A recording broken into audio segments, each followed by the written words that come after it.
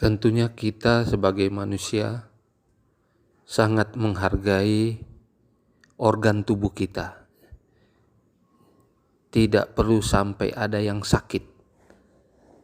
Kita berharap semua sehat-sehat saja. Berbicara tentang ginjal. Ginjal adalah salah satu organ dari tubuh kita manusia yang sangat vital, sangat berharga. Jangan sampai gagal ginjal atau penyakit bagian ginjal ini terjadi kepada kita. Mengapa gagal ginjal itu terjadi? Apa arti gagal ginjal?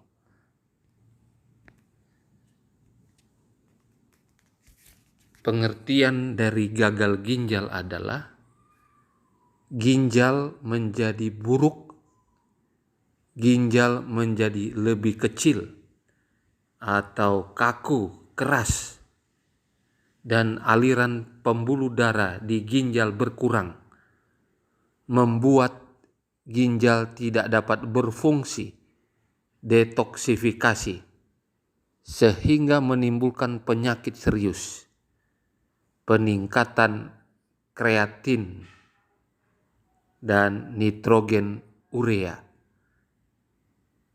Setelah menderita gagal ginjal, jika tidak ada pengobatan yang efektif, bisa mengancam jiwa. Dan pasien yang menderita gagal ginjal akan sangat ketakutan dan beresiko sangat buruk kematian. Penyebab utama dari gagal ginjal adalah tekanan darah tinggi, hiperglikemia, dan asam urat tinggi dalam jangka waktu panjang. Selain itu, seorang yang gagal ginjal, dia juga mendapatkan gagal ginjal akibat nefritis akut dan kronis. Kemudian batu saluran kemih atau jenis obat oral yang bisa merusak ginjal mereka karena gagal ginjal itu. Semua ini dapat menyebabkan gagal ginjal. Jika kita melihat seseorang yang mengalami gagal ginjal, kita bisa melihat keadaannya dari dekat. Secara klinis, kita bisa melihat seorang yang gagal ginjal ini, dia akan mual-mual, muntah. Di dalam kehidupannya, nafsu makannya itu kelihatannya tidak ada, tidak bergairah. Dan dia gampang untuk marah, tidak bisa tersinggung, cepat marah. Lalu kalau kita menghirup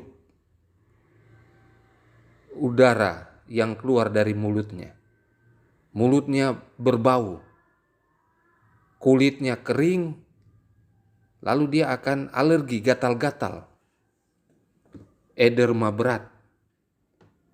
Lalu ada namanya distensi abdomen, sulit untuk buang air kecil. Lalu ada istilahnya anuria oliguria. Dan seorang yang gagal ginjal itu kita bisa melihat dia kelihatan capek, lelah, ya. Lalu napasnya juga satu-satu, sesak-sesak napas.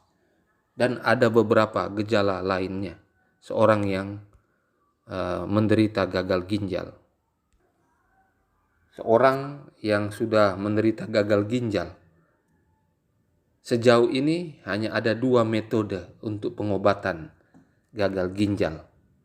Yang pertama lewat yang namanya transplantasi ginjal.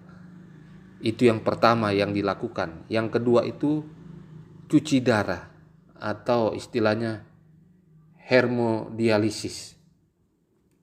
Kalau seseorang dia memiliki keuangan yang kuat, yang banyak, dia bisa lakukan transplantasi ginjal. Tetapi kalau kurang modalnya, Dia bisa melakukan hemodialisis, pencucian darah yang biasanya dilakukan secara rutin di dalam kehidupannya.